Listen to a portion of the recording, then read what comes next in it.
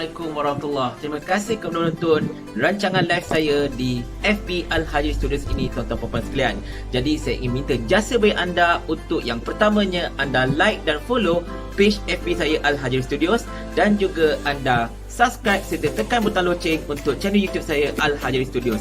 Jadi segala jasa bagi anda adalah sangat-sangat saya hargai, dan teruskan menonton perkembangan-perkembangan isu semasa dan juga pelbagai lagi bersama-sama dengan saya di Al-Hajri Studios. Terima kasih. Okey, bismillahirrahmanirrahim.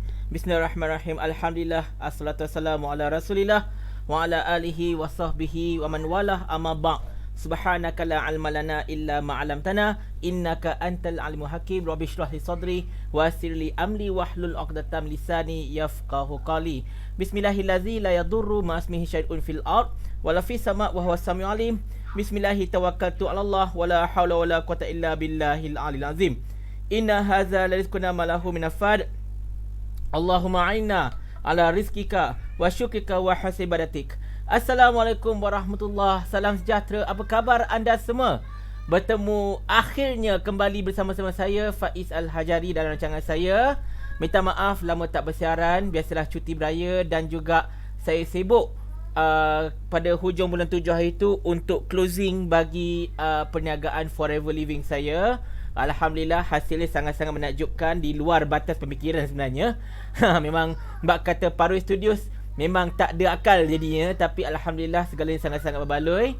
Dan minta maaf malam ini bermula agak lewat sebab tadi saya ada customer dan kemudian saya tak sempat nak makan malam. Saya makan malam dahulu.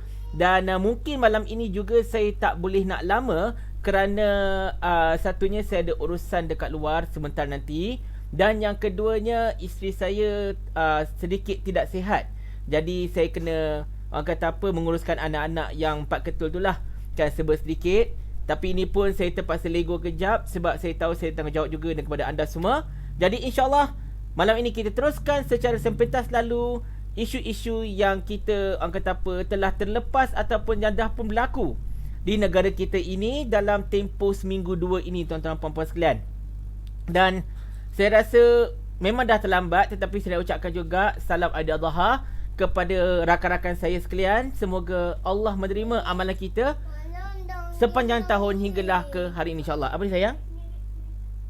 Nak apa? Nak apa? Ha?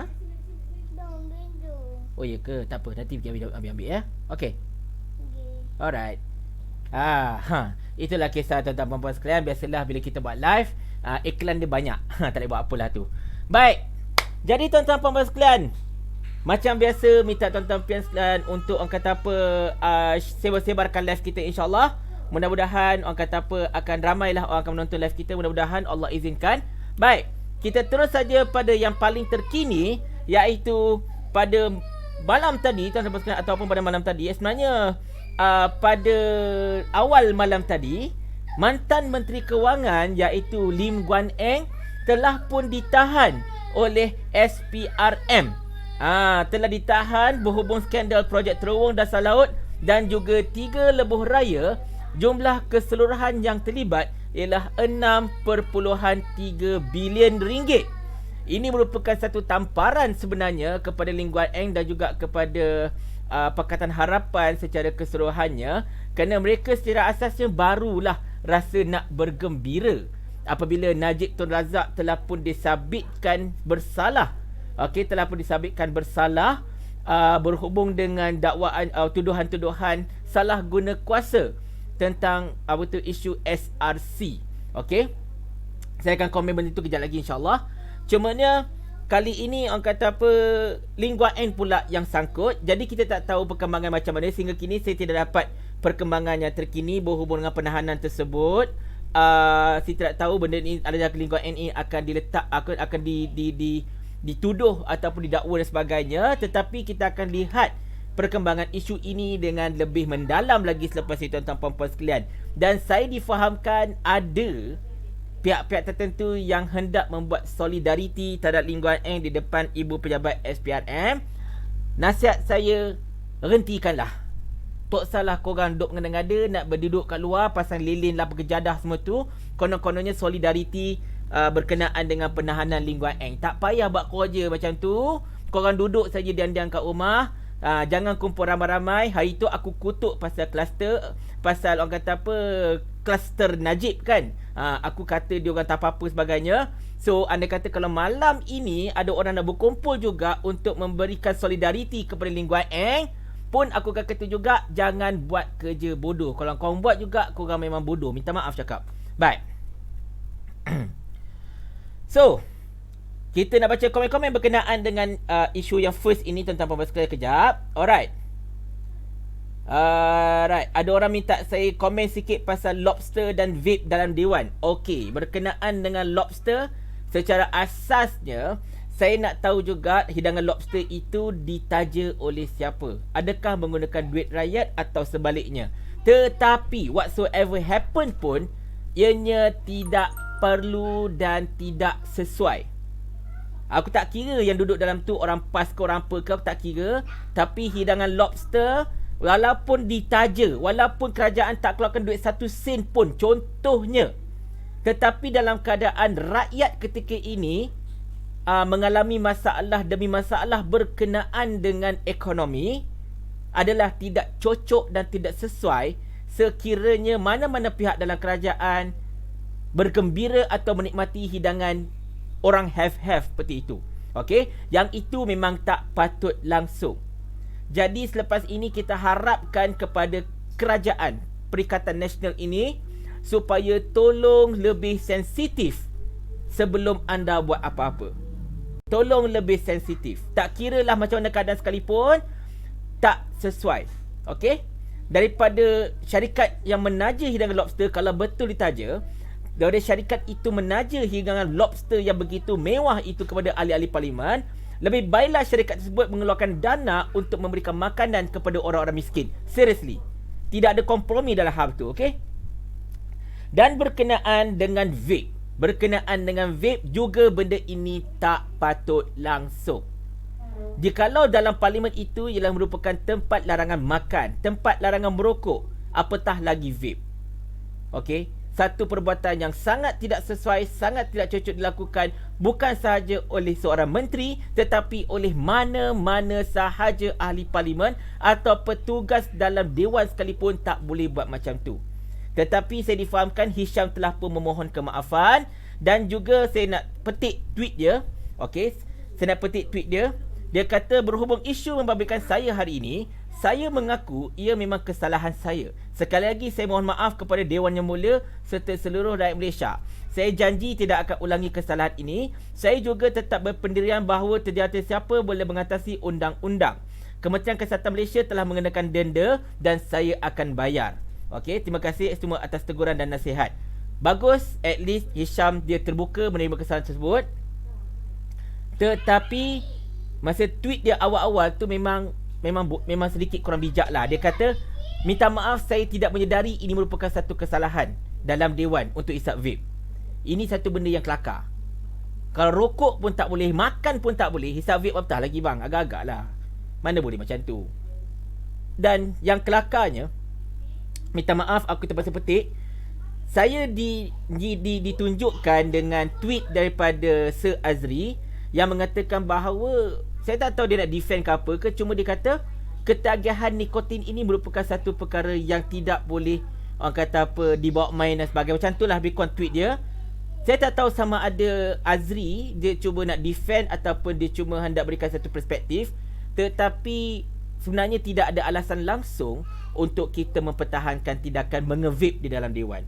Tetapi saya yakin H2O telah pun belajar dari kesilapan ini, dah pun didenda walaupun setakat ciput, tapi at least bukan jumlah yang menjadi, orang kata apa, taruhan di sini, tetapi lebih kepada, orang kata apa, pencontoh yang baik yang diberikan. Jadi kita harapkan lepas ini tidak ada lagi ahli-ahli parlimen yang buat perangai bongak macam tu dekat dalam Dewan Yang Mulia ni. Okey?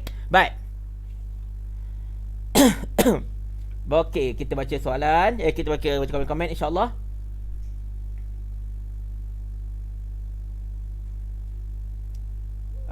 Okey. Diberitakan Lee Kuan Yew dan kedatangan SPRM betul disahkan, memang dah disahkan, dan memang sekarang kita tengah tunggu keadaan macam mana, apakah perkembangannya. Alright.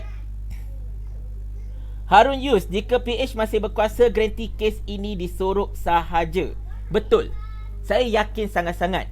Sedangkan kes Banglo itu pun yang dah masuk proceeding, tiba-tiba boleh hilang macam tu saja. Tiba-tiba pula pejabat pendakwa raya boleh menerima representation daripada orang kata apa, Allah SWT, daripada pihak peguam bela. Apatah lagi kisah yang belum masuk dalam pendakwaan, lagilah akan disapu macam tu je. Kita tengok banyak kes dekat zaman Pakatan Harapan yang dimasukkan bawah kapet macam tu je. Kisah Rogol Amah, kisah Dera Amah, kisah Intai bawah spender, macam-macam lagi kisah yang orang kata apa, yang disorokkan macam itu sahaja ketika zaman Pakatan Harapan.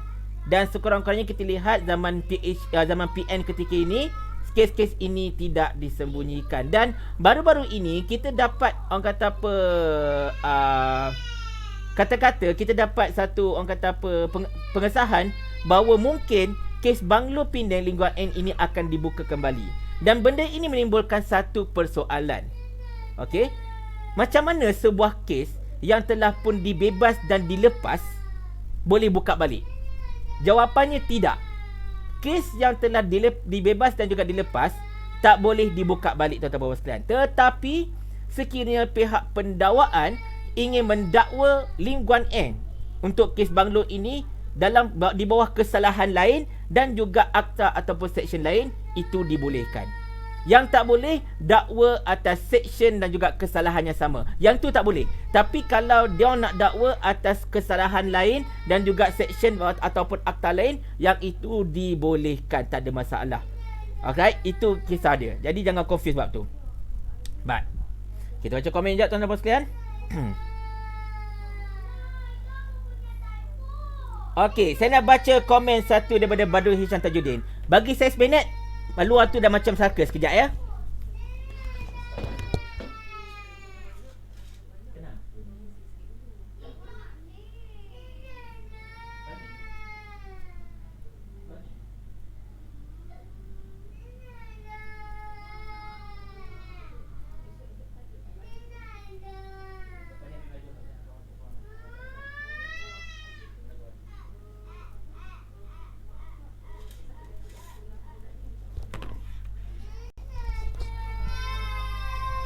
Okey, sorry tuan-tuan dan sekalian. Anak saya 4 orang dekat sini. So faham dah Baik. Okey. Komen daripada Badrul Hisham Tajuddin. Dia kata, baru didakwa kau pula meriah lah. Tunggu sampai didebati bersalah. Bang, zaman Najib dulu baru dakwa engkau dah doksakan kata macam-macam dekat Najib. Pas masa kisah 90 juta, usahakan dakwa satu hafah pun tak ada, engkau usahakan tuduh pas macam-macam. So sekarang Lee Kuan Yew kena dakwa. Okey, Lee Kuan Yew ditangkap dekat SPRM. So what? Bukankah zaman korang juga yang menyatakan bahawa kalau dah tuduh itu confirm salah? Bukankah itu style korang? Usahakan tuduh kat mahkamah, tuduh dekat media pun dah confirm macam salah dah korang buat. So inilah korang punya ubat. Janganlah marah. Betul tak? Janganlah terlampau kelangkabut sangat. Zaman korang dulu baru didedahkan dekat media, terus pom cerita macam marah sangat, macam benda tu betul sangat, macam benda tu dah sahih sangat. Tapi bila sekarang kena kat korang, pandai pula kau kata tunggu dapati bersalah dululah.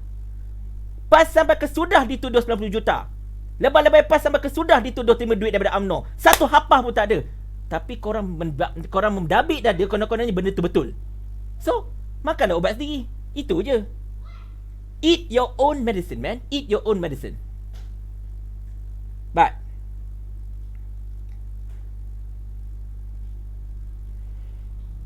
Alright. Mau tindak masalah ni pasal banyak isu, tapi setikelan ada meninggalkan anugerah Allah dan parlimen. Okey, yang tu saya terlepas pandang, minta maaf. Baik. Kita tengok sekejap komen-komen sikit-sikit. Suara bergema. Ada orang kata suara saya bergema. Sekejap, saya cuba dengar tak saya bergema ke tak. Sekejap Kejap seminit. Tak bergema pun. Suara saya tak bergema. Okey, saya tak tahu macam mana suara saya boleh bergema dekat anda, tapi yang saya tengok dekat saya punya handphone kat sini, suara saya tak bergema. So apa-apa tolong feedback balik. InsyaAllah. Budak nangis, anak-anak saya ramai kat belakang tu. Okey. Okey, timbalan yang dibutuh PAS Kawasan Batu, Syamsuddin Yaakob. Politik Malaysia semakin bertambah panas dengan penahanan Lim Guan Eng. Teringat dahulu kenyataan Lim Guan Eng untuk jadikan Khalifah Umar Abdul Aziz sebagai mentornya. Jangan pula ada penyokong Pakatan Harapan kata Lim Guan Eng ibarat para ulama zaman terdahulu yang ditahan kerana tidak bersetuju dengan kerajaan. Kau jangan sama macam tu bang, aku lepuk kalau kau jadi yang. Baik. Tuan-tuan dan puan-puan sekalian, saya nak komen beberapa isu sikit-sikit. Okey, yang pertamanya, sebelum saya cerita tentang isu politik lebih panjang, saya ingin mengambil kesempatan sekali lagi melalui live saya ini untuk memberitahu pada anda semua bahawa saya tidak ada kena-mengena langsung dengan page lama saya iaitu Al-Hajari Live. Ramai di antara anda yang menonton live saya pada kali ini, pada malam ini dan juga sebelum-sebelumnya, kebanyakan anda memang dah tahu page Al-Hajari Live pernah saya gunakan sebagai platform saya untuk live, terutamanya pada awalan PKP satu ketika dahulu, dan mendapat sambutan yang begitu hangat. Alhamdulillah, terima kasih atas segala sokongan. Namun pada 13 hari bulan Mei tahun 2020, page tersebut telah pun dihack. Dan masa itu, kalau anda masih ingat, saya tak boleh live dekat page tersebut, dan menyebabkan saya terpaksa membuat page baru iaitu Al-Hajari Studios, iaitu page yang anda tontoni pada ketika ini. Page lama saya ada 52,000 followers lebih kurang, dan page baru saya ini bermula dari zero. Kini Alhamdulillah dah mencecah 20,000 followers. Terima kasih atas segala sokongan. Dan saya terus bergiat di page ini sejak itu. Saya tidak dapat langsung untuk komen dekat tidak komen boleh, tapi saya tak boleh nak edit apa-apa dekat Al-Hajari Live.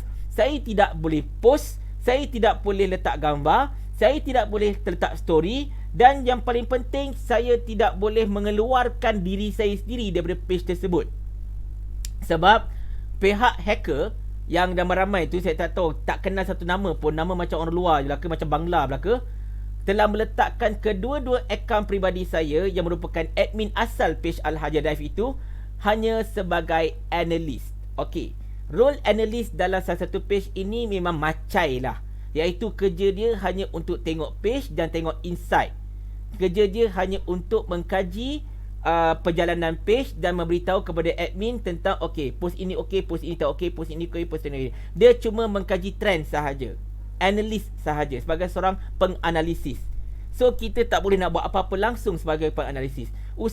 Cuma boleh komen saja. Komen sahaja yang boleh, dengan share, dengan like biasalah. Tapi saya tak boleh nak, nak post. Saya tak boleh nak letak gambar, apatah lagi letak video. Even saya tak boleh nak buka inbox. Even saya tak boleh nak buka inbox page tersebut. Saya yakin ramai di antara anda yang tengok page tu dah keluarkan story yang bukan-bukan. Ramai yang inbox dekat page Al-Hajari Live, saya tak boleh nak buka, tak boleh nak akses. Jadi saya dah pun buat laporan pada FB, sampai sekarang macam tak ada benda. Okey. Dan saya dah buat laporan polis sebelum hari raya itu. Dan insya-Allah kalau ada kesempatan dalam minggu ni atau minggu depan, jadual sangat-sangat pack, saya tak tahu bila dan masanya, tapi saya akan ke SKMM untuk membuat laporan polis, insya-Allah. Baik. Saya memang dapat page baru. Al-Hajari Studios ini page baru saya. Inilah page baru saya, dan page ini so far alhamdulillah selamat lagi. Yang bermasalah ialah page Al-Hajari Live. Okey, page yang ada gambar saya ke pakai kod warna kelabu tu, page itu yang sedang bermasalah. Page Al-Hajari Studios ialah page yang ada gambar apple warna kuning ni. Okay, and then saya ada dua lagi page yang memang saya uruskan sendiri, iaitu Faiz Al-Hajari FLP. FLP tu stands for Forever Living Products. Itu page untuk bisnes dan juga motivation. Dan juga ada page Pusat Terapi Bekam Al-Hajari untuk pusat bekam saya. Dan saya cuma ada dua akaun FB peribadi, iaitu Faiz Al-Hajari dan juga Faiz Ismail. Selain daripada itu, seandainya kalau mereka mendakwa menggunakan nama saya atau wajah saya sebagainya, itu bukan saya. Saya tak ada masa nak manage banyak sangat benda. Banyak gila benda kena buat. Alright. Baik, kita baca komen sekejap sikit-sikit sebelum kita pergi ke isu-isu lain. Sekejap ya.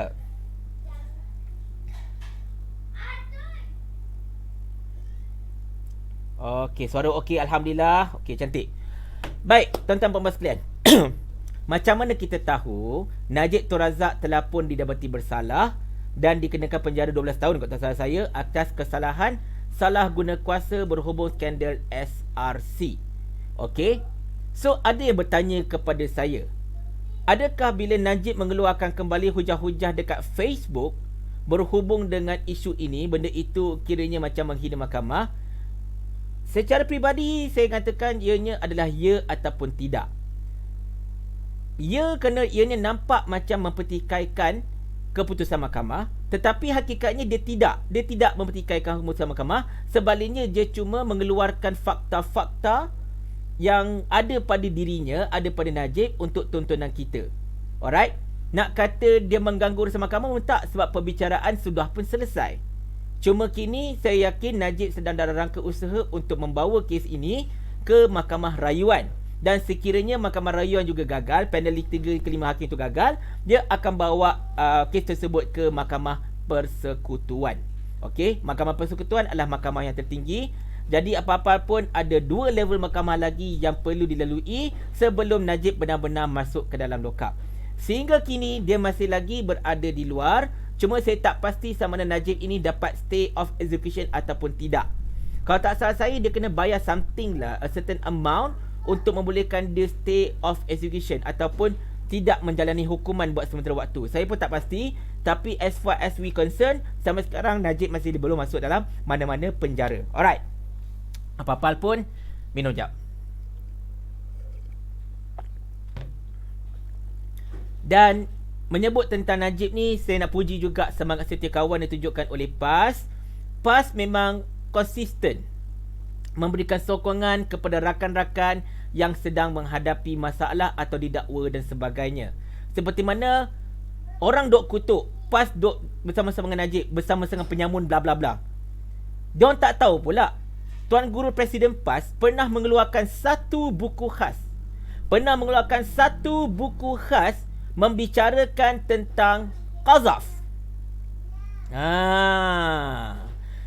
Kurang-kurangnya Tuan Guru Presiden tidak pernah mengeluarkan apa-apa buku untuk membela Najib Razak. Tetapi Tuan Guru Presiden PAS, Tuan Guru Haji Hadi, pernah mengeluarkan satu buku qazaf, dan gambar depannya ialah gambar Anwar dengan mata yang lebam. Siapa ingat buku tu? Jangan lupa tau, ini menunjukkan bahawa Tuan Guru Haji Hadi sentiasa akan membela rakan-rakan yang dianggap dianiaya, ataupun akan memberikan, orang kata apa, a hug of, orang kata apa, comfort kepada mana-mana pihak yang menghadapi masalah. Apatah lagi mereka ada rakan sendiri. Orang duk kata, habis tu Tuan Guru Haji Hadi tak jumpa dengan Guan Eng pun. Kita tak geng dengan Guan Eng, so apa kita jumpa dia? Tetapi dalam masa yang sama juga, perhatikan akhlak Tuan Guru Presiden PAS. Ada tak dia mengeluarkan apa-apa kenyataan yang seolah-olah macam bergembira bila Guan Eng ditahan? Tidak. Langsung tak ada. Okey? Tetapi cubalah kalau Najib ini apa-apa ditahan, mungkin besar, macam contoh pimpinan PAN dan apa-apa, mungkin mereka akan melakukan kenyataan-kenyataan yang padas, yang sinis, yang orang kata memerli dan sebagainya. Itu beza akhlak seorang yang benar-benar memperjuangkan Islam dan sekumpulan lagi yang hanya seolah-olah macam menyelam saja. Beza banyak, tahu tak? Dan menyebut tentang kes Najib ini, sekali lagi saya retaliate, minta maaf. Saya tahu penyokong-penyokong Najib tak suka dengan kenyataan saya ketika orang kata apa,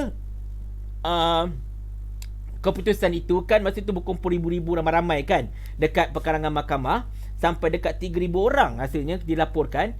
Saya terus terang memanggil sekelompok itu sebagai bodoh. Buat kerja bodoh, orang-orang bodoh buat kerja bodoh. Saya tahu ramai penyokong Najib tak puas hati dengan kenyataan saya itu, tetapi saya stand by kenyataan tersebut. Kerana apa?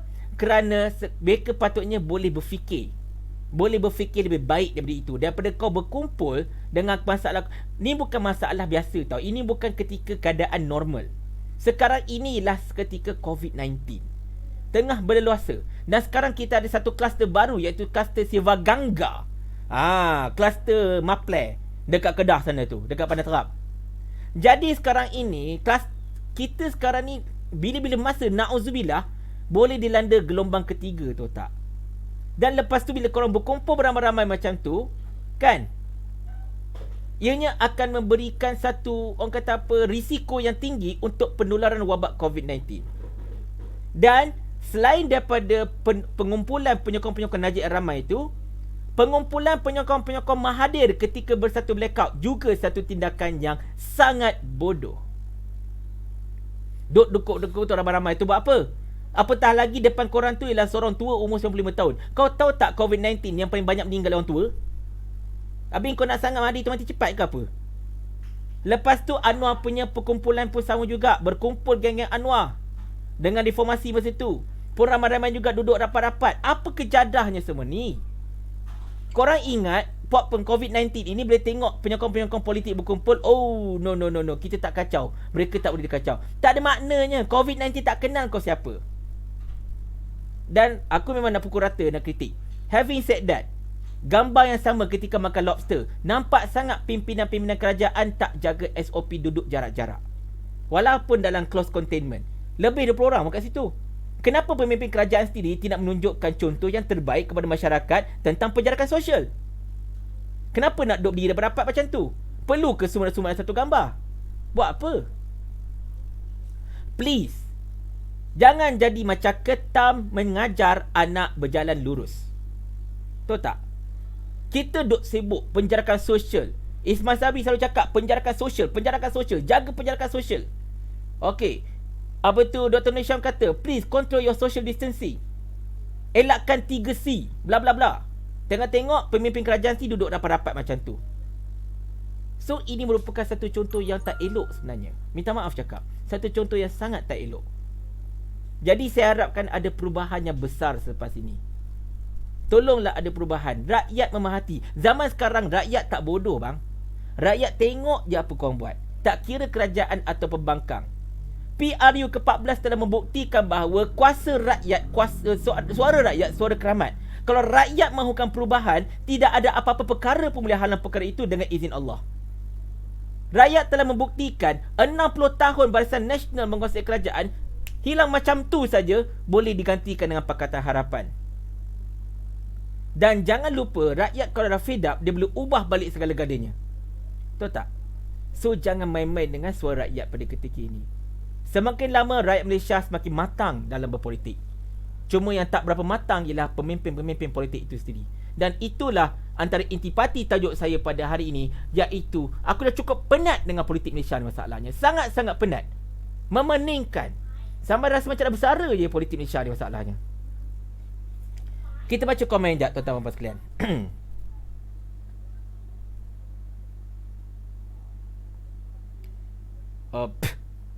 Puncak ayam tak baik lah bang. Tak baik. Okey. Zul Bali lebih baik tidak melangkah paku buah keras dalam kes LG ini, betul. Kita ambil pendekatan. Saya yakin kalau anda tanya kepada Tuan Guru Haji Hadi pun, jawapan beliau tetap sama. Seseorang itu tidak bersalah selagi tidak dibuktikan bersalah. So kita ambil pendekatan macam tu. Dalam pada kita menganjing sedikit, which is benda standard kalau nak menganjing orang, kan? Nak menganjing tu standard, tapi jangan anjing lebih-lebih sangat.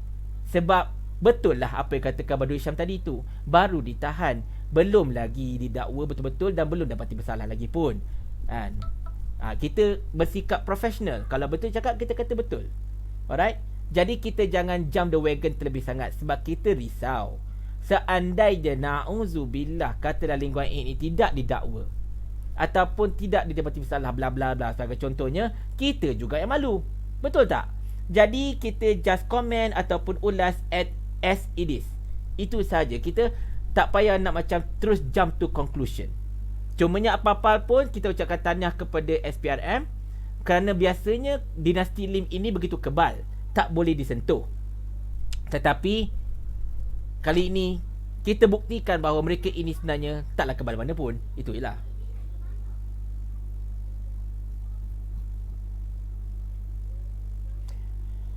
Okey, Izzat Manaf, soalan yang saya rasa sangat-sangat menarik. Macam mana nak inculcate semangat politik yang federalism dekat Malaysia ini? Sebenarnya benda ini saya kena buat satu topik yang baru dan saya juga nak minta Dr. Izzah untuk jawab benda inilah. Saya yakin Dr. Izzah Zamri tengok live saya. So soalan ini sebenarnya lebih kena dengan bidang beliau. Yang ini kita akan ulas kejap lagi insya-Allah.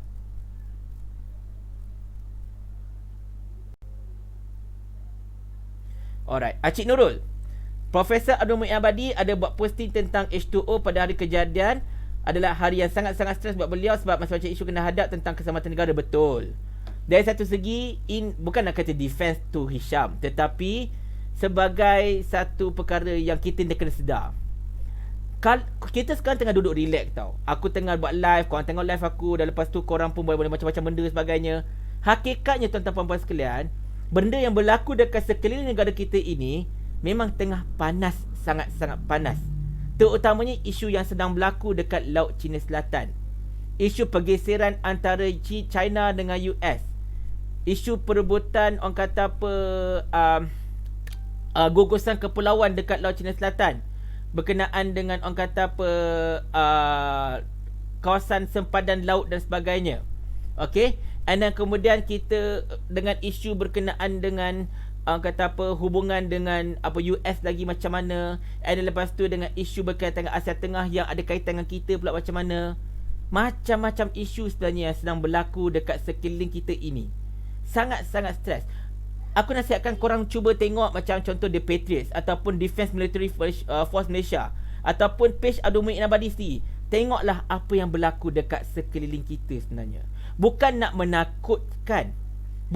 menakutkan, tetapi bila kita nampak semua itu, bila kita faham semua itu, kita akan dapat melihat segala-galanya daripada perspektif yang sangat-sangat berbeza. Betul tak? Cakap terus terang, negara kita ni sebenarnya sangat-sangat fragile. Even negara rantau Asia Tenggara ini sebenarnya sangat-sangat fragile. Kita ini berada betul-betul dekat epicenter pertembungan kuasa-kuasa besar dunia.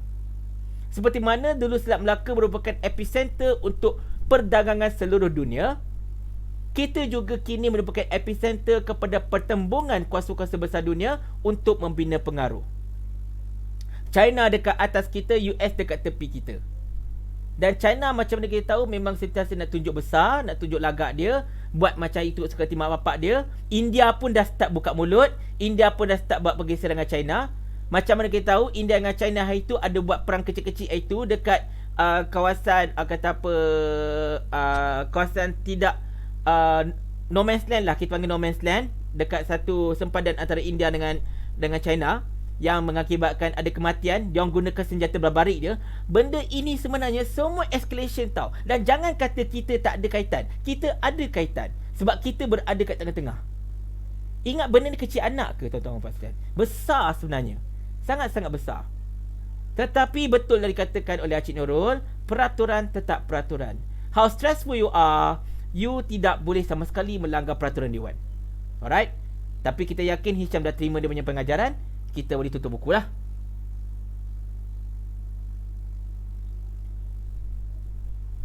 Sekejap. Berada kat tengah-tengah. Ingat benda ni kecil anak. Al-Hajari Live tu dah kena hack dan bikin merepek tu lah masalah.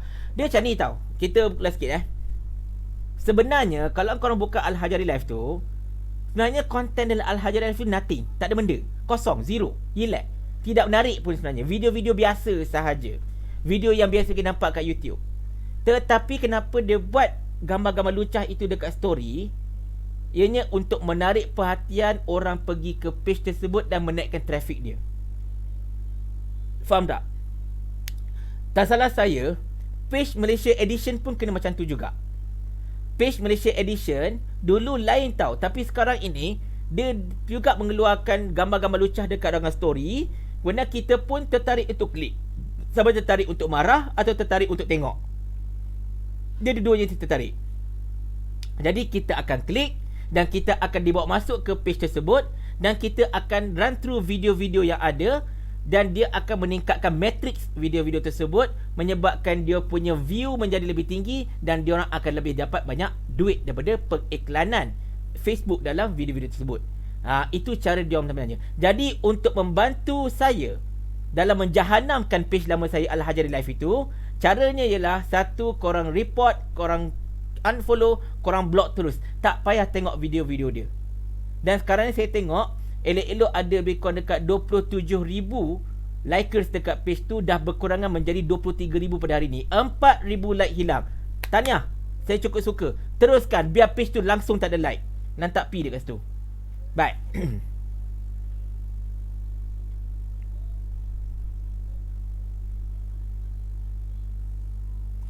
Papa Gomo halang PPBM bertanding dekat Sabah. Apa pandangan saya setelah UMNO keluar IPN? Okey, saya nak komen sikit pasal isu UMNO keluar IPN. Sebenarnya inilah main topik saya ni. Sekejap, saya minum air.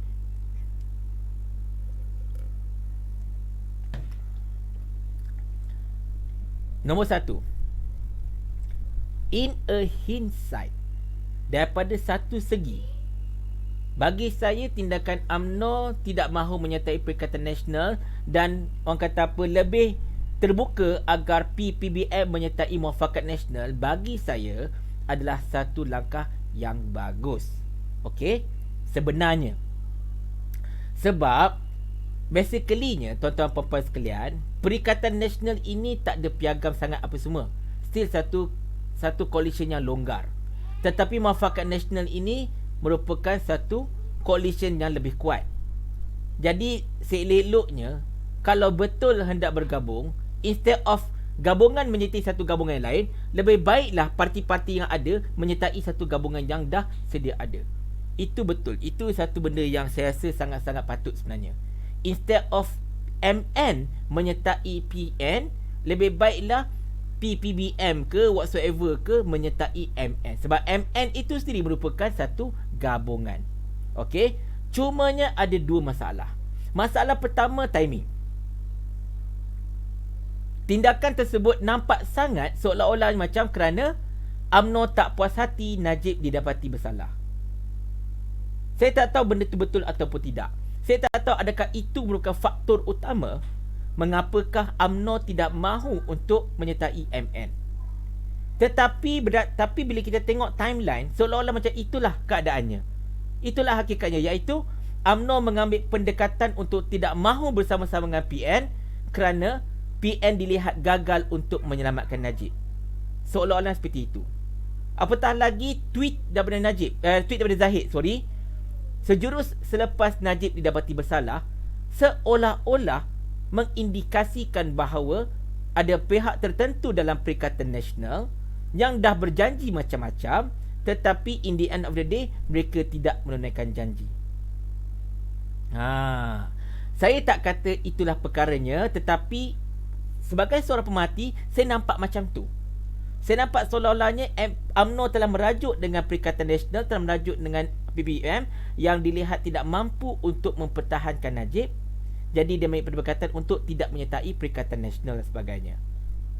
Saya tak tahu, tapi benda itu sebenarnya, benda ini boleh berikan satu persepsi kepada rakyat, menyatakan bahawa UMNO tidak ikhlas bersama-sama dengan Perikatan Nasional. Dan saya tak boleh jawab benda tu. Yang hanya boleh jawab ialah para pimpinan UMNO. Itu saja. Saya tak boleh jawab benda tu. Alright. Sebetulnya saya berborak banyak jugalah, panjang jugalah kan berkenaan dengan isu ni dengan rakan-rakan saya. Okey.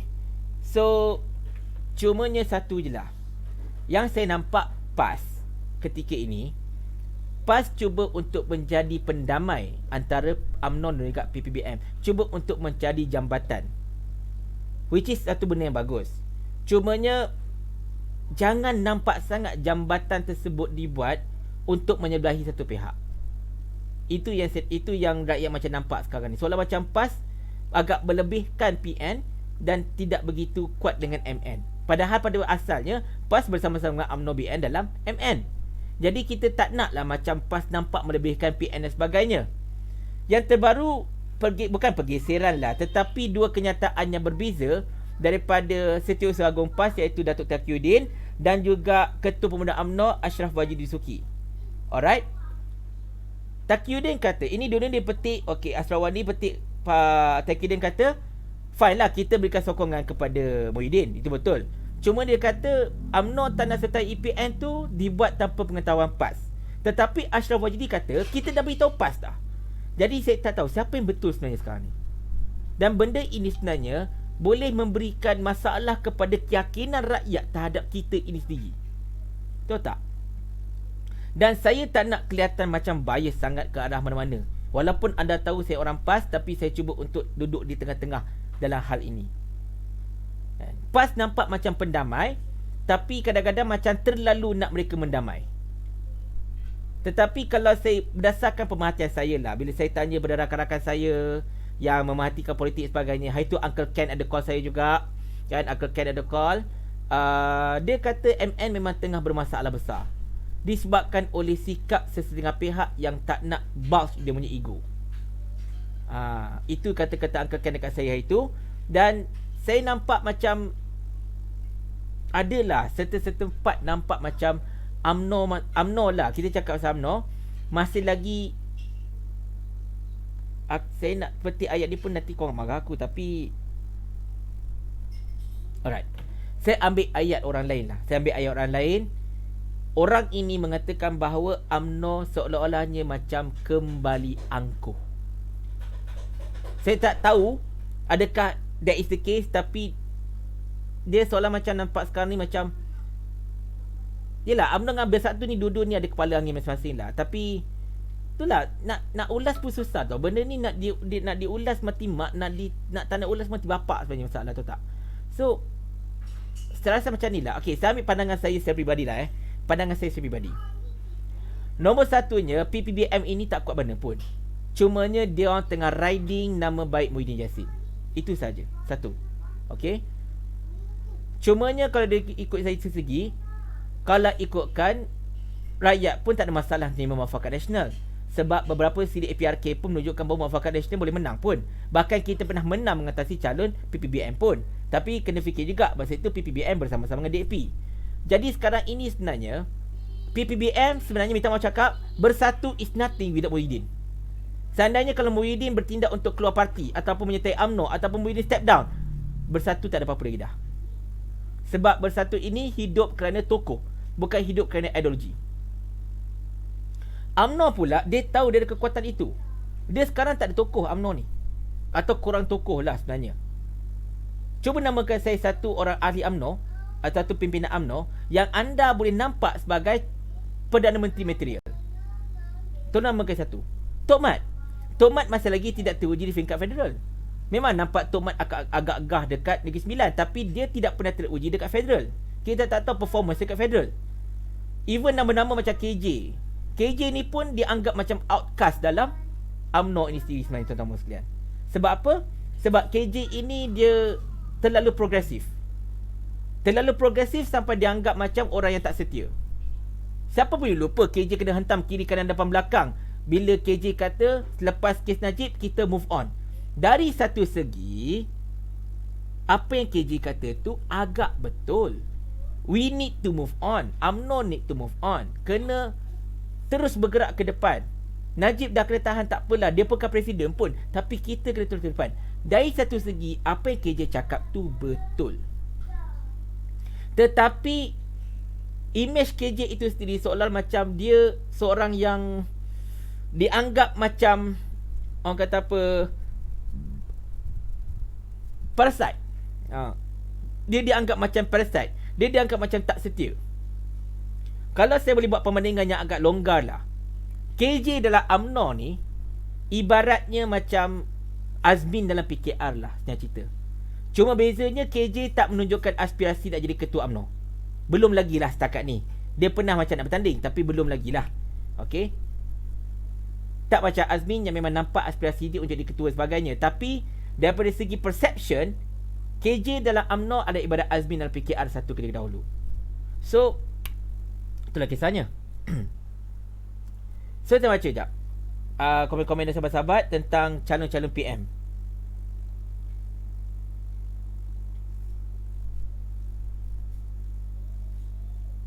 Banyak orang mengatakan Anwar Musa.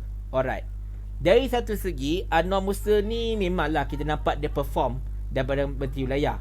Tetapi kita nak cerita tentang ketokohan tau.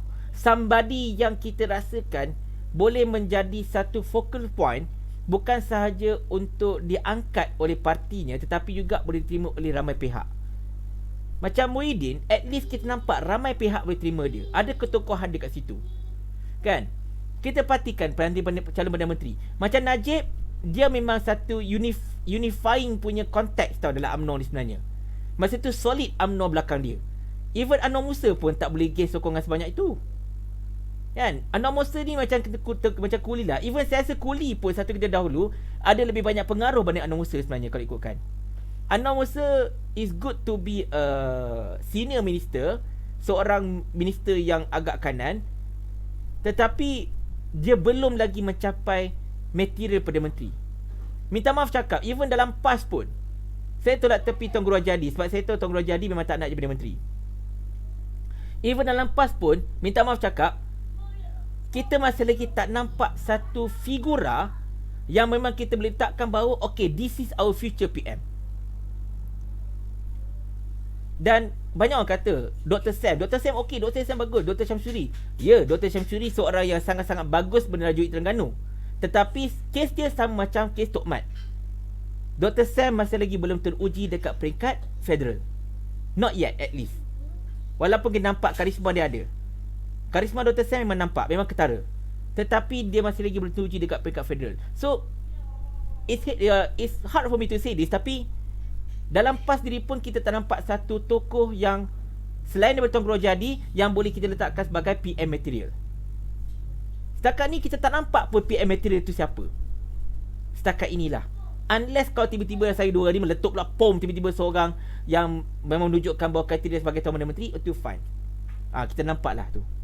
Tapi so far macam tak ada. Dia macam mana cakap PM material ya? PM material ni bila kita tengok dia, kita nampak bahawa dia tak sesuai. Dia tidak patut berada di kawasan-kawasan bawah tau. Kau faham tak aku cakap macam mana? Kita dah nampak orang tu, kita rasa macam orang ni tak sesuai letak kat sini. Orang ni kena letak sesuai kat atas. Kau nak faham tak perasaan tu macam mana? Kita nampak orang tu macam dia ni sepatutnya kena jadi ketua. Tu ayat dia. So sekarang ini saya tak nampak mana-mana pimpinan dalam UMNO ataupun PAS, minta maaf cakap, yang boleh kita rasa macam dia patut letak kat sini, dia kena letak kat atas lagi ni. Kita tak nampak lagi setakat ni. Belum lah at least. Tak tahulah kalau saya terlepas pandang, tapi macam belum. Having said that, saya tak kata Muhyiddin ni memang satu calon yang tidak boleh terbandingkan. Tidak. Okay. Saya pun tak kata Muhyiddin ni memang dia satu-satunya calon Perdana Menteri. Hebat, tak. Muhyiddin sekarang ini dia jadi Perdana Menteri pun atas kerana keterpaksaan sebenarnya kalau ikutkan, tetapi dia menunjukkan karisma dia daripada day one. Okay, nampak bahawa dia jadi okay fine, kita letak di kat atas. Macam tu lah kiranya. So kita tak nampak benda tu setakat ini. Mungkin sekarang ini, mungkin tiba masanya UMNO hingga PAS mungkin dah boleh groom siapakah PM material maker selepas ini. Preferably orang muda lah. Janganlah letak orang-orang macam dah seusia macam Zaid Amidi ke, kan? Ataupun dah seusia macam Syamuddin Hussein ke sebagai PM material. Tak kena. Kita nak meremajakan negara ini. Kalau boleh kita nak pemimpin yang lebih useful, lebih muda. Kita ambil trend satu dunia lah. Trend satu dunia macam dekat Canada, macam dekat New Zealand, macam dekat Finland. Semuanya orang kata apa, progressively meningkat dengan melantik Perdana Menteri ataupun Presiden ataupun Ketua Negara yang jauh lebih muda. Macam remaja sikit lah secara Noh Omar. Kita baca komen-komen sekejap, tuan-tuan berstand. Baca komen-komen sekejap.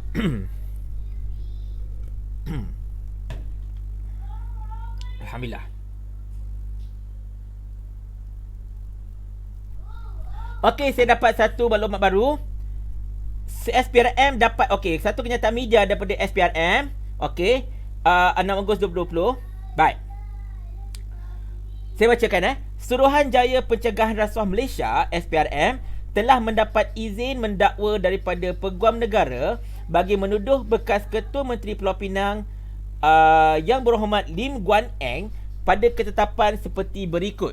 Alright. Tarikh 7 hari bulan Ogos 2020 jam 9 pagi.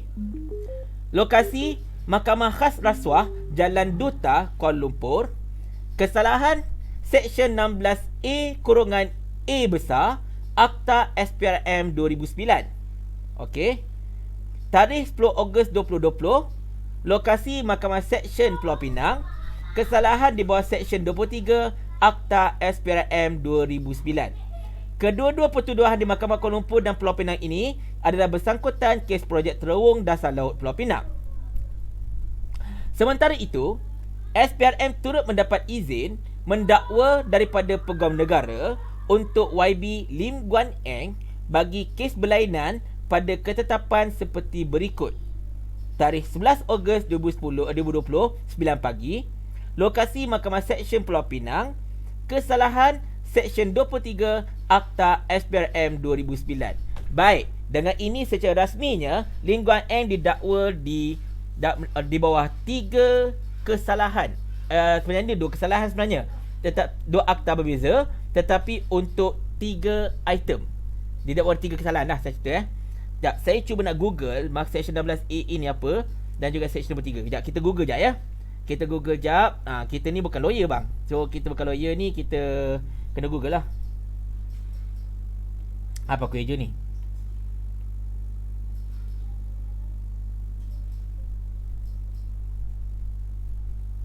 Seksyen 16 kurungan A.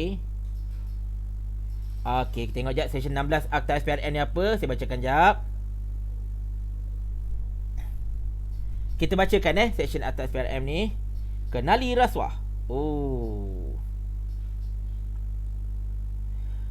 Okey. Seksyen 16A ialah kesalahan meminta atau menerima rasuah. Seksyen 16 dan 17A Akta SPRM 2009. Meminta atau menerima rasuah. Itu Seksyen 16 Dan juga Seksyen 23. Seksyen 23 menggunakan jawatan atau kedudukan untuk suapan pegawai badan awam. Seksyen 23 Akta SPRM 2009. Maknanya Lim Guan Eng didakwa di bawah kesalahan meminta atau menerima rasuah dan juga menggunakan jawatan atau kedudukan untuk suapan pegawai badan awam. Dua akta ini SPRM juga yang kena. Baik. So apa-apa pun kita ucapkan takziah kepada Lim Guan Eng. Semoga bertabah, semoga bersabar. Dan seandainya kalau anda masuk ke lock up buat pada waktu ini, secara jujurnya kita mengharapkan anda tolong jangan kutip sabun yang jatuh. Ya, ini jujur, bukan nak peli tapi jujur cakap ya. Sebab benda-benda ini berbahaya. Memang siapa-siapa yang masuk ke lock up memang kita akan cakap benda yang sama. Baik.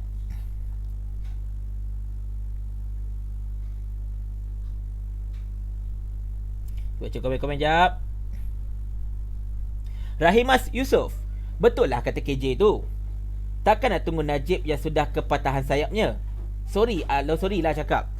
Okey. Sebetulnya, saya bukan nak backup DJ tidak. Tetapi betul lah apa yang KJ cakap tu ada benarnya. Iaitu kita move on. Sebab Najib pun bukan Presiden UMNO pun.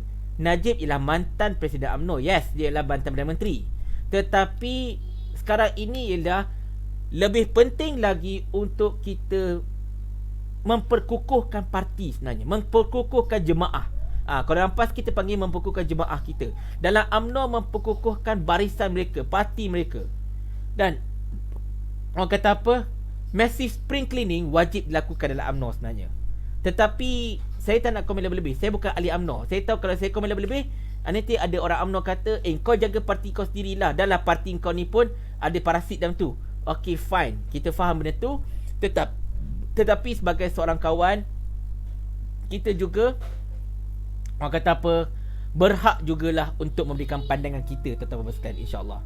Baik. Dan kita dah dapat satu maklumat terkini. Ketua Menteri Pulau Pinang iaitu Chow Kon Yao mengesahkan Lim Guan Eng memang ditahan oleh SPRM. Okey.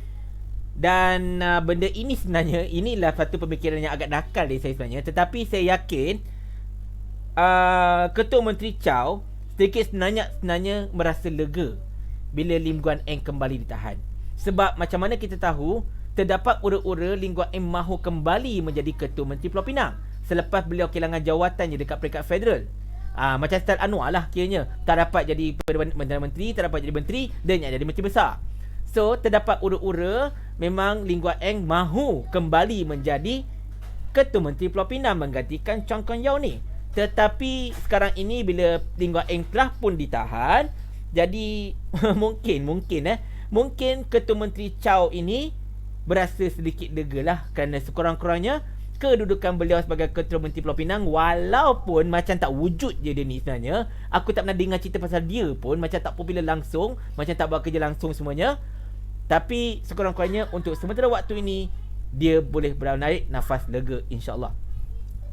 Baik. Super ring mana? Kau janganlah. Aku tak makan super ring. Kita makan lain pula. Kita makan cekodok ke apa-apa ke. Baik.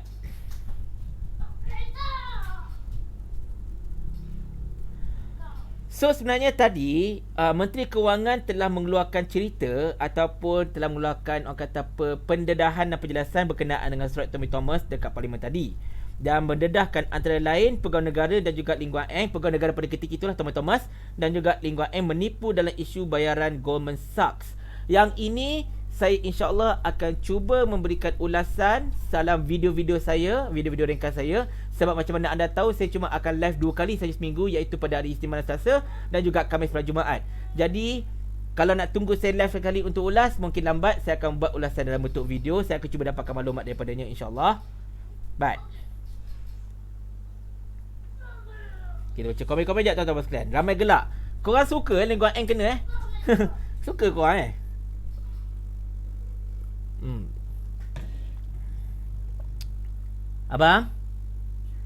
Abang? Mana Ali? Tak ada Ali kat situ. Sini jap. Okey, kita tengok jap. Meh. Jadi kepada korang yang Hanzalah, Mama Omar, Sini Jadi kepada korang yang selalu dulu tengok live budak-budak ni ada, so tengoklah live ni budak-budak ni. Ni budak-budak ni, dah lama tak munculkan live saya. Hanzalah sini sayang. Dia ada ni. Duduklah. Kejap ya. Where's my telephone? Telefon Abi tak tahu kat mana. Kalau anda tahu. So yang memekat-mekat menjerit-jerit tadi tu, diorang ni lah masalahnya. Diorang ni lah masalah yang memekat-mekat menjerit-jerit tadi So kalau lepas ni kena memekat menjerit lagi, inilah muka-mukanya.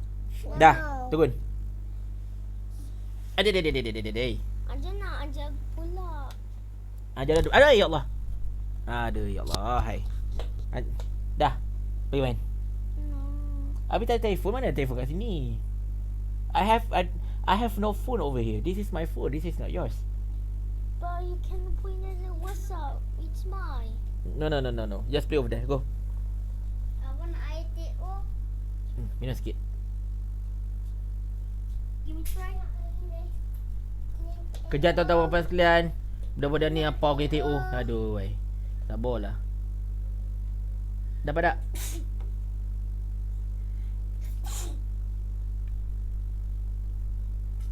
Dah. Adik. Dah. Right. Sambung cerita. Okey. Yang paling layak Ismail Sabri Yaakob. Okey. Ini satu benda yang unik Ismail Sabri Yaakob. Nampak karisma beliau. Walaupun bagi saya beliau ni tak nampak lagi sebagai PM material, tetapi adalah nampak sikit karisma beliau. Dan kebetulan pula beliau ini berada kedudukan kanan, jadi mungkin. Tapi tak nampak lagi lah betul. But kita tengok jap.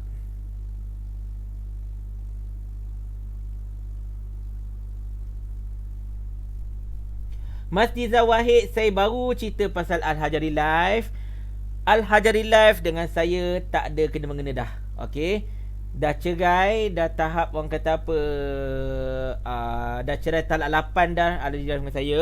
Dan saya pun kalau lah diberi peluang, saya tak ada intention nak ambil balik page tersebut. Dan saya ingat saya nak terus delete saja page tu. Okey, tapi masalahnya saya tak boleh nak buat apa dengan page tu. So apa yang boleh buat, anda tolong unfollow dan juga block page Al-Hajari Live tersebut. Fokuskan kepada saya dekat sini saja, insyaAllah. Baik. Okey, kita ada satu soalan daripada Ahmad tadi, saya tak tahu. PAS ni tak boleh hidup ke tanpa UMNO? Dan jawapan Sobri Ahmad, PAS dah lama hidup tanpa UMNO tapi politik sekarang berbeza. Saya nak jawab benda ni. PAS tak boleh hidup ke tanpa UMNO? Jawapannya ialah PAS ini lahir pun tanpa UMNO. Kami berlawan dengan UMNO sekian lama. Kami menentang UMNO sekian lama. Sebelum anda lahir, sebelum PKR lahir, sebelum DAP lahir pun, sebelum semua ini ada pun, kami dah lawan UMNO. Bahkan sekarang ini, tuan-tuan perempuan sekalian, Kalau orang-orang Pakatan Harapan kata PAS tak boleh hidup tanpa UMNO, jangan lupa orang-orang yang mereka sokong untuk menjadi Perdana Menteri, tak kiralah Syafiq Abdal ke, tak kiralah Mahathir ke, tak kiralah Anwar ke, mereka ini sama ada orang UMNO ataupun memang ada sangkut paut yang rapat dengan UMNO satu ketika dahulu, as recently as tahun 2017. Mereka ini orang UMNO belaka. Dan sekarang korang sokong dia orang. Tak terasa ke kau sokong UMNO? Adakah bila mereka keluar dari UMNO, oh mereka dah boleh lepaskan kesalahan macam tu je? Mana boleh macam tu bang? Tak ada kena-mengena masalahnya. Jadi tuan-tuan perempuan sekalian, kita bukan tak boleh hidup tanpa UMNO, tetapi betul dikatakan oleh Sobri Ahmad tadi, dinamika politik kita berbeza, keperluan politik kita berbeza. Politik kita ini memerlukan perpaduan, terutamanya di kalangan orang Melayu. Dan memandangkan kita tak boleh menyatukan semua orang Melayu, at least dua parti terbesar Melayu dekat negara ini wajib bersatu, wajib berpadu, wajib bekerjasama. Walaupun belum sampai tahap membubarkan mana-mana parti untuk asimilasi masuk parti lain, tapi sekurang-kurangnya kerjasama itu perlu berlaku. Kita tak ada masalah solo. Even PRU ke-14 pun kita solo, tak ada masalah. Kalah-kalah lah, tak pilah jadinya ke solo. Tetapi kita nampak perpecahan itu membawa kepada masalah yang lebih besar. Perpecahan itu membawa kepada musibah yang jauh lebih dahsyat kepada terutamanya orang-orang Melayu. Jadi kita berpandangan kita tak boleh lagi dok bergocoh dengan UMNO. No. Kerana itu PAS ambil pendekatan bersama dengan UMNO pada ketika mereka kalah, bukan bersama dengan UMNO pada ketika mereka menang. Kalau PAS ini gila jawatan, tuan-tuan puan-puan sekalian, kami dah bersama UMNO pada ketika UMNO menjadi kerajaan. Senang-senang dapat jawatan menteri time tu. Tak payah tunggu sekarang. Dulu dah boleh dapat dah. Tapi kami tak nak. Kami hanya bekerjasama dengan UMNO hanya selepas PRU ke-14 berakhir. Itu memakan masa dekat 5-6 bulan juga. Barulah kerjasama itu benar-benar termeterai. Nampak? Dan takdirnya pula kerjasama PAS dengan UMNO ini terjadi kerajaan akibat oleh krisis politik pada 27 Februari tahun 2020. Siapa yang buat? UMNO. Itu cerita lain. Betul tak? Jadi serius cakap, ini bukan kisah siapa tak boleh hidup tanpa siapa, siapa boleh hidup tanpa siapa sebagainya. Tidak. Ini bukan masanya untuk kita ego. Ini masanya kita kena akui bahawa politik kita tengah cacah merebah dan kita perlu buat sesuatu untuk memastikan politik kita ini menjadi lebih matang, lebih baik dan juga yang paling penting mengutamakan kesejahteraan rakyat. Kita tak nak sekadar menang sorak tapi kampung tergadai. Kita nak macam tu.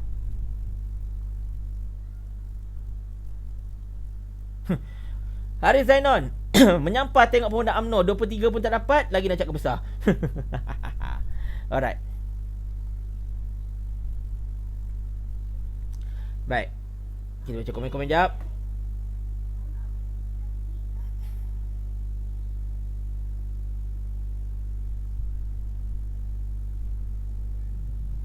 Minta komen Teresa kena check mail dengan Datuk Khairuddin. Isu slogan pun ni saya tak berapa faham sangat. Kalau ada siapa-siapa tolong highlightkan saya. Sebab terus saya cakap, ketika saya tak live, ketika saya tak cerita pasal politik sangat, saya memang switch off politik habis-habisan. Dan seminggu yang saya switch off politik ini merupakan seminggu yang paling bahagia dalam hidup saya dalam masa kebelakangan ini sebenarnya, tuan-tuan sekalian. Serius cakap, seminggu saya tak tengok politik adalah seminggu yang begitu bahagia sebenarnya. Sebab saya fokus 100% kepada perniagaan saya fokus 100% kepada keluarga saya. Memang saya macam happy gila. Jadi korang jangan rasa terkejut seandainya kalau lepas PRU ke-15 saya bersara sama sekali politik. Jangan terkejut. Itu memang ada tanda-tanda berlaku tu sebenarnya. Right, tengok jap.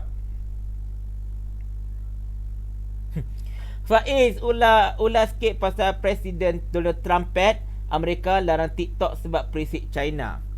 Saya tak nak komen berkenaan dengan China ini letakkan di perisikan semuanya. Sebab banyak sebenarnya software muka ini sebenarnya memanglah, apa-apa software muka pun, even Google pun sebenarnya, tuan-tuan sekalian, memang dia akan bagi data kepada mereka syarikat. Itu standard.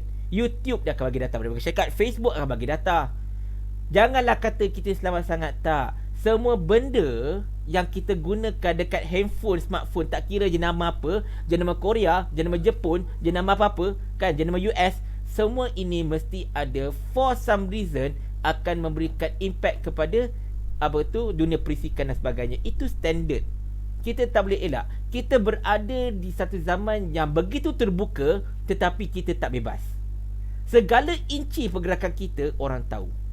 Segala inci kehidupan kita orang boleh dapat maklumat. Macam-macam benda. Itu standard yang berlaku pada ketika ini. Kan? Even nak isi e-penjana pun maklumat itu ada dekat kerajaan. Nak isi e-wallet RM30, lepas tu dah dapat ke e-penjana RM50, aku dah dapat dah RM50 tu, pun kita bagi maklumat kepada kerajaan juga sebenarnya, pada pihak ketiga dan sebagainya. Benda-benda ini yang berlaku. Memang tak boleh nak elak. Apatah lagi software-software macam TikTok, macam WeChat, kan, macam WhatsApp, macam-macam lagi sebenarnya. Dan inilah orang kata apa, perang cyber kalau ikutkan. Perang dari segi cyber. Jadi tuan-tuan perempuan sekalian,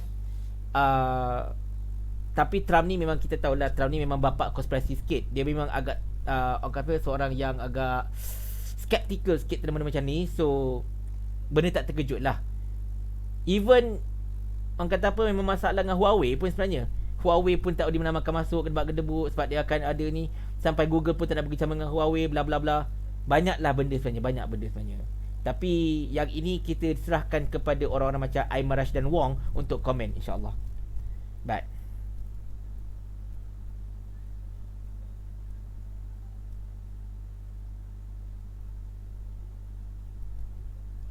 Kita juga komen-komen tuan-tuan sekalian.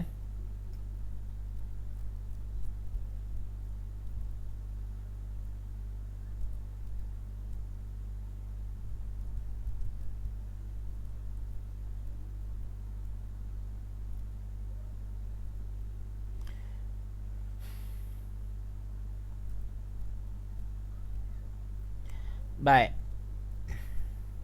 So tuan-tuan puan-puan sekalian, saya ada komentar daripada sahabat saya Dr. Izzah yang berikan WhatsApp di sini.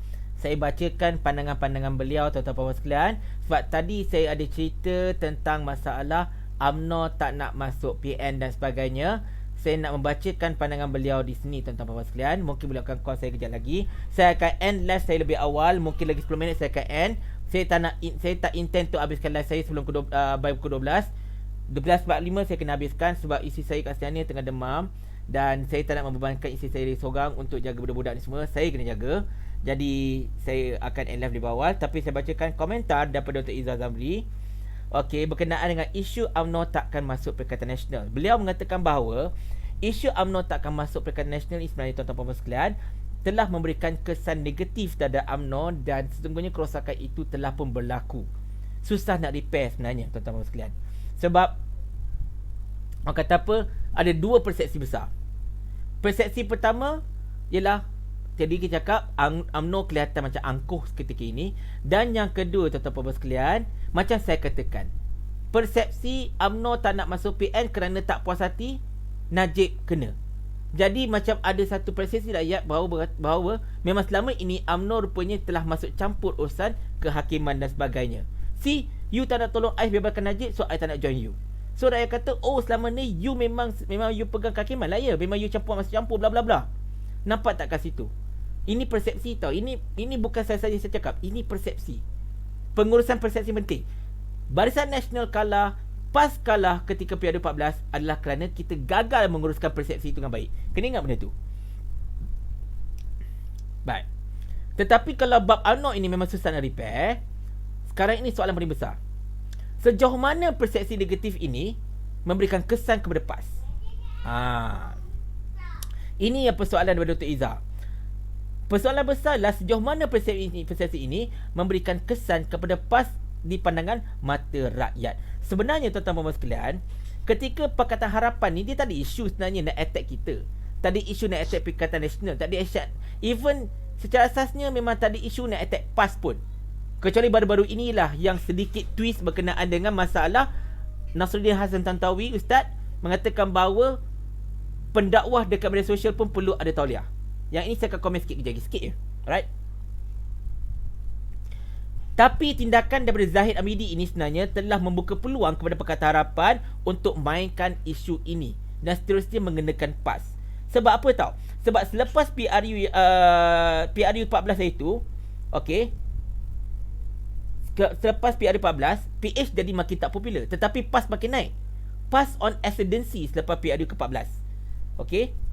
Jadi apa sahaja isu yang boleh kenakan untuk mengenakan PAS balik akan dikenakan. That's why kalau benda-benda bodoh macam dulu, Ustaz Tuan menggunakan perkataan bahasa Inggeris Ministry of Energy, Water and Water Resources kan, mewah kan, and then dimainkan mewah itulah maksudnya bodoh bla bla bla bla. So kita tukar benda kasar. Benda tu kecil je tapi dimainkan juga sebab diorang nak kena ada isu juga untuk merendahkan PAS. Macam dulu pasal Ustaz Kadirudin cerita pasal buloh, diorang merendahkan juga. Tengok ini idea PH. Padahal benda yang berbeza. Banyak sebenarnya tuan-tuan sekalian. Dan bila mereka tak ada isu langsung, dah tak ada benda dah boleh main, pak, tiba-tiba keluar RUU 355. Ingat tak benda tu? Tak semena-mena, tiba-tiba pula keluar pasal RUU 355. Dan selepas dijawab dengan baiknya oleh Timbalan Menteri Agama pada ketika itu, RUU 355 menjadi tenggelam dan timbul pula isu Zahid Hamidi ni. Tu kisahnya. Jadi benda itu yang akan berikan impact kepada orang kata apa, image PAS terhadap di mata rakyat sebenarnya. Jadi Dr. Izzahar menyatakan dekat sini pandangan beliau, dan saya setuju pandangan beliau, PAS kena bijak pilih step yang seterusnya. Sebab politik kita ini dah betul-betul macam chess. Even saya tak kata chess pun, saya kata politik kita macam damaji dah sebenarnya. Sebab damaji ni terlampau straightforward dan terlampau gila. Dia boleh sekali macam chess, kita at least nampak step by step. Tak, damaji ni kau salah satu step, habis 7-8 buah kau dia kena makan. Betul tak? Chess ni kalau kau salah satu step pun paling kuat pun 2-3 buah dia boleh makan. Paling kuat dah tu. Itu pun tengok juga kan, tengok pada tempat dan keadaannya. Tapi kadang-kadang jarang dia akan dapat makan banyak buah. Tapi kalau chess ini tuan-tuan puan-puan sekalian kan, kalau chess pula, kalau dam aji ni kau salah satu step, 7-8 buah kau boleh kena makan sekali harum. So memang kena betul-betul berhati-hati untuk pilih step lepas ni, wahai PAS. Right. So Dr. Izzahar bersetuju dengan saya tadi bahawa ketika ini figura yang paling popular di Malaysia ialah Muhyiddin Yassin. Selain daripada Tunku Rajadi lah, tetapi Muhyiddin Yassin merupakan figura yang paling popular dekat Malaysia pada ketika ini. Jauh lebih popular berbanding dengan Mahathir serta Anwar. Syafiq Abdul tak cerita, itu tak masuk buku. Alright. Untuk UMNO ketika ini, diorang nombor satunya, bab kata Dr. Izzahar kat sini, kena reform MPT, Majlis Pimpinan Tinggi serta pimpinan. Imej pemimpin tu biar bersih. Biar bersih dan nampak bersih. Alright. Ketika ini imej UMNO dah drop apabila Keputusan Zahid, akibat daripada Keputusan Zahid ni sebenarnya. Dan UMNO sekali lagi dianggap seperti parti elit, dan juga angkuh dan perpecahan dalam UMNO juga agak besar sebenarnya tuan-tuan sekalian. So PAS ini dalam keadaan menjadi pendamai, PAS juga wajib memilih rakan strategik yang lebih baik. Tetapi dalam kes ini tuan-tuan sekalian, kita tak nak dilihat macam kita wajib lari dari UMNO dan terus pergi kat Muhyiddin. Tidak. Saya yakin kita tak nak imply perkara itu. Sebab macam mana kita tahu, perhubungan antara UMNO dengan PAS ini lebih daripada sekadar dua parti politik, tetapi lebih daripada survival umat Melayu itu sendiri sebenarnya dekat Malaysia ini. That's why kita kena betul-betul bijak memainkan peranan sebenarnya. Dan orang kata apa, statement Datuk Taqiyuddin juga sebenarnya menyamakan PAS dari terkena tempias persepsi negatif. Sebab bila Datuk Taqi kata yang UMNO tak maklum ada PAS, tapi kita tetap berikan sokongan pada Perikatan Nasional, berikan sokongan kepada ni selain daripada mengukuhkan hubungan dengan Muafakat Nasional. Sebenarnya statement ini statement jalan tengah. Sebenarnya statement jalan tengah. Kita tak nak yang dikejar tak dapat, yang dikendong berciciran. Tetapi masalahnya ada ramai di antara kita ni politik, dia nak one way. Dia nak nampak macam tak AB tu je. Dia tak nak nampak macam ada dinamik. Dia tak nak macam tu. Dah lah sekarang ini dah tersebar satu orang kata apa, satu orang kata apa, tuduhan dan juga mesej ahli cyber trooper UMNO melalui WhatsApp yang semakin disebarkan, dan ada juga dipostkan dekat FB sebenarnya tuan-tuan puan sekalian, iaitu tajuk dia UMNO jangan rasa selesa sebab jika bersatu masih PM, PAS akan sokong bersatu, bukan UMNO sebab siapa PM mereka akan bersokong sebab takut mungkin 90 juta akan disasar terburai. Inilah satu tuduhan yang sangat kurang hajar daripada cyber trooper UMNO.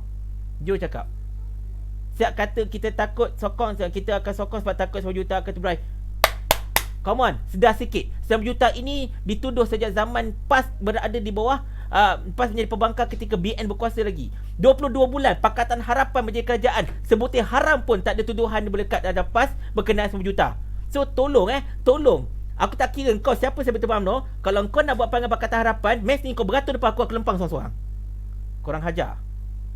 Aku tak kira kau siapa. Ya. Yeah. Tak boleh main ni. Ini malam-malam tak boleh main. Kita main petang besok, boleh? Pagi-pagi boleh main. Pagi-pagi boleh main. Yang ni tak boleh bakal malam ni ya. Simpan. Besok kita main bubble. Okey. Cun. Alright. So basically ni diorang kata ada beberapa perkara yang menyebabkan Presiden UMNO mengeluarkan kenyataan tersebut. Nombor satunya, dia kata Muhyiddin bungkir janji. Patutnya nak masukkan MPK Manis dalam kabinet, tapi dia reshuffle, dia masukkan orang-orang yang lompat macam Syabudi Yahya dan sebagainya. Yang tu keduanya, dia tuduh Hamzah Zainuddin nak mengharamkan UMNO. Okey, sekiranya kalau macam UMNO tak ada dengar cakap dia orang.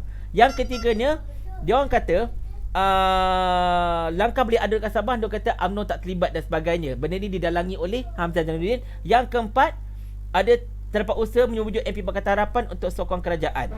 Juga dia kata didalangi oleh Hamzah Zainuddin dan sebagainya. Okey.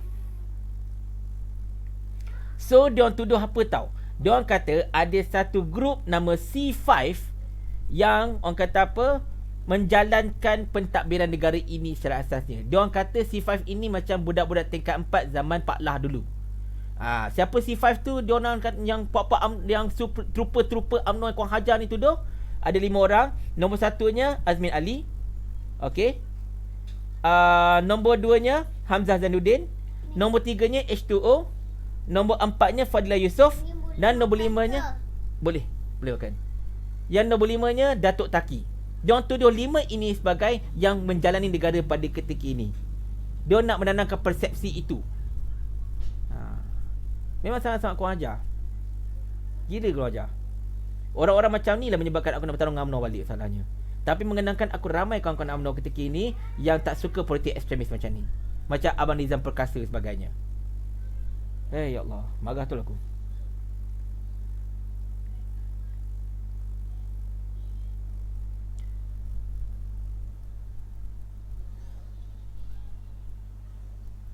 Abu Bakar Abdullah, tolong hubungi saya 0167662616. Saya buka satu talian supaya anda boleh hubungi saya sebab anda kata saya punya analisis ke laut. Hubungi saya sekarang. Jangan hanya tahu bercerita dekat belakang handphone. Call kita sekarang 0167662616. Aku tak live lama, tapi jangan ingat aku kurang garang. Hubungi sekarang. Tak cerita banyak. 0167662616. Call me. Kalau kau kata nasihat aku mengarut, call aku sekarang. Tolong debat dengan aku sekarang. Aku buat live tiap malam sebab nak menyelamatkan PAS, menyelamatkan UMNO, menyelamatkan Perikatan Nasional. Tapi korang juga buat perangai macam ni. Tu kata buat satu-satu, tak kisah parti mana pun. Sampai sudahnya aku dah malas tu tak pertahankan korang. Dengan seorang sombong angkuhnya, dengan seorang tak gerti bahasa, tak sedar diri ke tu, tak benda kecil anak lagi tapi nak liban macam-macam. Yang lagi satu ni pula duk sana duk sini, damai sana damai sini. Tapi patut take charge, tak nak take charge.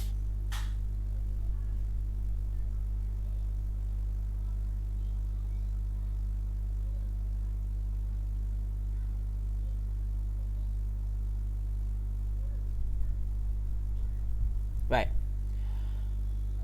Saya berminat Perikatan Nasional terus pemerintah pada masa depan. Cuma bersyarat. Pertamanya, UMNO perlu angkat pimpinan baru. Tok Mat KJ misalnya. KJ lagi. Muhyiddin perlu ke KPM sebab kebanyakan rakyat suka Muhyiddin. Betul. PAS pula kurang bermain politik dengan agama, tapi tumpu bernilai kena kemiskinan. Semuanya saya setuju. Semuanya saya setuju. Seriously. Tidak ada sebarang bantahan langsung. Tidak ada bantahan langsung.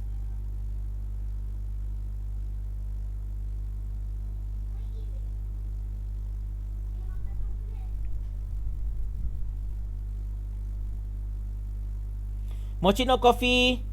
Dah nak pilihan raya, betul. Memang ambang pilihan raya memang dah tiba-tiba masa saja akan melanda kita tuan-tuan sekalian. Tapi soalan kita ialah, kita dah bersedia ke belum? Kita tak tengok Pakatan Harapan bersedia ke tak. Diorang memang sampai sudah kecau macam tu. Tapi kita sendiri dah bersedia ke belum? Itu soalan dia. Kalau kita sendiri pun tak bersedia, tak sembang banyak lah. Tu je.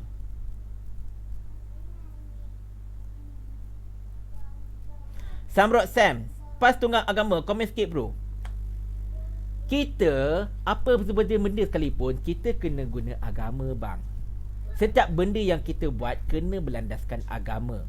Tahu tak? Sedangkan kau nak berak pun, nak masuk toilet pun, kau tetap disunatkan baca doa masuk tandas. Kalau tak, setan berduyun-duyun ikut kau masuk toilet tu. Dan sebab kita ni kadang-kadang kebanyakan kita ni masuk toilet tak pernah pun baca doa masuk tandas, bismillah pun tak pernah, masuk toilet pun guna kaki kanan. Sebab tu kita ni perangai masing-masing macam setan. Faham tak? Kehidupan kita ini perlu ditunjangi dengan agama. Setiap benda yang kita buat perlu berlandaskan beragama. Apatah lagi PAS selaku jemaah Islam, setiap benda yang dibuat wajib kena ada dia punya landasan agamanya. Dalil dia. Kalau itu baru betul pergerakan kita ini cantik. So tak timbul soal kita tunggang agama. Memang kita kena macam tu pun. Setiap benda kita buat kena ada pertimbangan agamanya. Nak berkawan dengan siapa-siapa kena ada pertimbangannya. Nak buat satu tindakan kena ada pertimbangannya. Kena ada dia punya hujahnya. Bukan boleh main buat macam tu je. Dulu kita dikecam nak berkawan dengan DAP, kita bagi cakap, okay fine, kita ambil satu dalil, boleh berkawan dengan orang-orang kafir, tak ada masalah. Selagi orang kafir itu nak membantu kita. Tetapi bila dia dah tak nak bantu kita, bahkan memusuhi kita, yes, masa itu kita gunakan juga dalil agama untuk melarikan diri kita daripada mereka. Tak adalah kita nampak macam flip-flop, tak. Kita buat setiap benda perlu berlandaskan agama. Tahu tak? Minta maaf cakap malam Jumaat, even kau berjimat pun sebelum tu kau kena baca doa. Kalau tak takut nanti syaitan masuk dalam benih kau, anak kau perangai macam gampang. Itu masalah. Minta maaf cakap. Kasar sikit bahasa aku.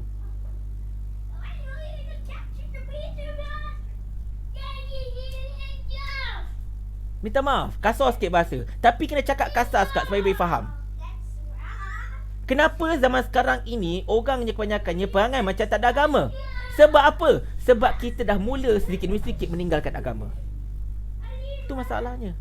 Aku bukan alim sangat, aku bukan ustaz pun. Sebab itulah nak ngelakkan mereka kopiah tu tak. Sebab aku tak nak dianggap macam ustaz tak. Tapi seteruk-teruk perangai aku ni pun aku tahu setiap benda ni kita kena letakkan pada agama. Sedangkan sekecil-kecil benda pun berlandaskan agama, apatah lagi sebesar-besar politik dan juga pemerintahan negara. Sedangkan nak angkat pinggan pergi ke dapur pun bismillahirrahmanirrahim. Apatah lagi untuk memerintah negara. Tuan Guru Ni Aziz almarhum pernah kata, kalau kita alihkan ranting daripada jalan pun bagi orang lalu dah dapat pahala, apatah lagi politik Islam.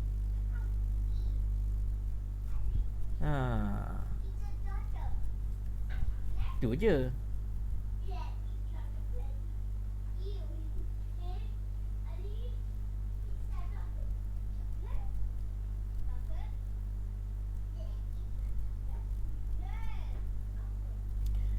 RUU kita dah komen macam-macam dah. Kita bukan tak nak buat, kita memang on the way. Cumanya kita nak pastikan bila benda ini kita bentang betul-betul everything cantik. Kita dah buat first step. First step pun dah cukup dah. Maknanya sekarang ni benda dia ada dalam dah ada dalam senar aturan dewan. So bila-bila masa saja boleh naikkan. Cumanya kita nak pastikan juga bila kita bentang RUU tu, PKR dengan DAP dengan lain-lain tu tak sokong ke tidak.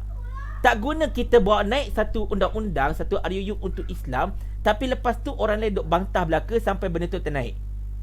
So kita nak pastikan dalam keadaan kita nak bintangkan tu, semua orang sokong. Engkau Islam, kau sokong ke tak RUU tu? Tu je soalan aku.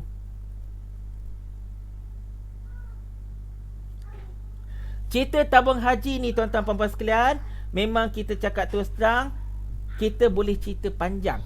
Tapi sebab sekarang pukul 11.56, aku dah cakap aku tak nak sampai pukul 12. Tapi terajak juga aku 12 sebab aku start lambat. Cakap terus terang tuan-tuan puan-puan sekalian, cerita tentang tabung haji ini kalau aku baca terus terang, memang cakap terus terang, Bapak Pakatan Harapan buat lawak sebenarnya tu tak. Diorang bergembira dapat untung 1.2 bilion. Padahal 1.2 bilion tu hanya disebabkan apa tau? Sebab diorang tak perlu tanggung orang haji. Tahu tak? Tak perlu tanggung orang haji satu hal. Dah jual kereta macam-macam satu hal. Lepas tu sukuk pun satu hal. Itu bukan keuntungan hasil perniagaan bang. Bukan keuntungan hasil perniagaan atau pelaburan. Tapi keuntungan sebab kau tak keluarkan duit dan kemudian kau buat pinjaman. Itu je. Itu bukan keuntungan. On paper nampak untung padahal tak ada benda pun. Tu kisahnya.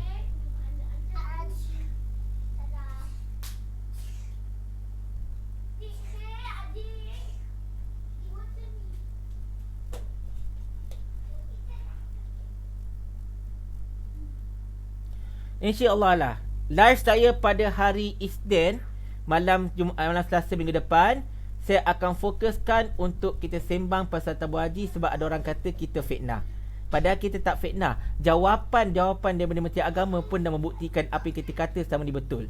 Yang paling pertama satu je, dia orang kata kita fitnah tabung haji jual harta. Which is memang betul pun tabung haji jual harta. Memang tabung haji jual segala kepentingan pun. So, bila mana fitnahnya? Betul tak? So tak payah cerita banyak lah. Kita tak payah cerita banyak. Hanya orang-orang yang bangang saja masih mengatakan bahawa tabung haji bawah Mujahid ini benda betul power. Memang bangang gila. Relax je cakap ni.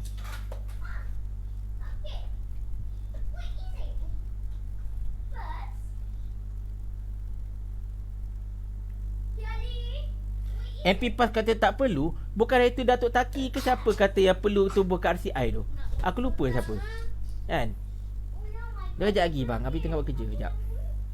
Tak apa. Pasal tabung haji aku tak ada komen malam ni. Aku komen pada Isnin malam Selasa. Kita akan cerita habis pasal tabung haji. Masa tu yang muka-muka yang tanya tolong datang kita sembang satu-satu. Dan tolong call. Aku tunggu seorang-seorang call kat sini. Tapi seorang pun tak call. Penakut nak mampus masing-masing. Alright. So, saya dah kata tadi saya nak end live saya awal sebab isteri saya seorang tengah tak berapa sihat. Dan budak-budak ini pun kalau saya tak jaga dia akan makin lama makin merosak ke rumah. Jadi insyaAllah malam ini saya end live saya lebih awal. Minta maaf sangat-sangat atas segala kesulitan. Dan kepada penyokong Pakatan Harapan, setiap kali aku buat live, tolonglah call. Janganlah je penakut sangat. Tolong debate on one. Tak ada masalah. No problem. Kan? Kita banyak dah orang call. Tapi penyokong Pakatan Harapan ni boleh kira dengan jari. Korang ni memang penakut ke apa? Ke korang memang dilahirkan tak ada telur? Tu je masalahnya. Baik, jadi insyaAllah tuan-tuan sekalian, kita akan jumpa pada hari Selasa malam pada Isnin malam Selasa. InsyaAllah kita akan buka sikit pasal tabung haji. Dan juga kita akan terus komen mana-mana isu saya tak sempat komen hari ni. Saya akan komen pada hari Isnin malam Selasa, InsyaAllah, mudah-mudahan.